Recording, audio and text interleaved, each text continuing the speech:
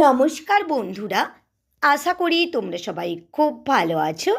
তোমাদের সবাইকে আমার চ্যানেলে স্বাগত জানিয়ে আজ আমি তোমাদের কবিগুরু রবীন্দ্রনাথ ঠাকুরের লেখা কবিতা বিচিত্র স্বাদ কবিতাটি আবৃত্তি করে শোনাচ্ছি।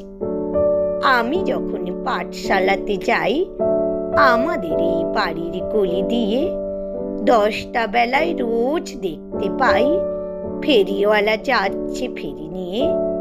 চুড়ি চাই সে হাঁকে, চিনের পুতুল ছুরিতে তার থাকে।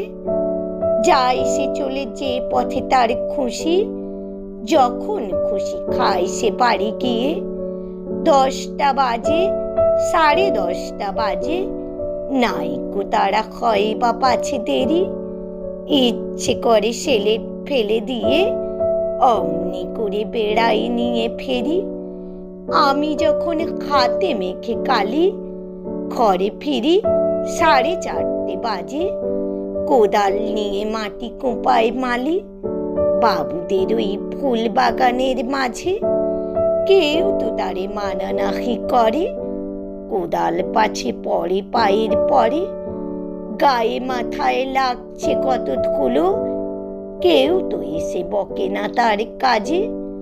মা তারে তো পরায় না সব জামা, ধুয়ে দিতে চায় না ধুলো বালি। ইচ্ছে করে আমি হতেম যদি বাবুদের ওই ফুল বাগানের মালি। একটু বেশি রাত না হতে হতে মা আমারে ঘুম পাড়াতে চায়। জানালা দিয়ে দেখি চেয়ে পথে পাগড়ি পরে পাহারাওয়ালা যায়।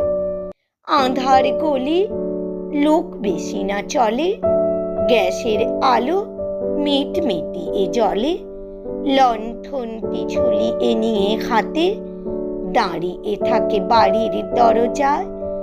রাত হয়ে যায় 10টা 11টা, কেউ তো কিছু বলে না তার লাগি।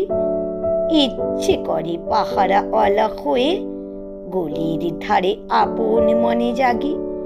নমস্কার বন্ধুরা, যদি আমার কবিতাটি তোমাদের ভালো লেগে থাকে আমার চ্যানেলটি লাইক, কমেন্ট ও সাবস্ক্রাইব করে আমার পাশে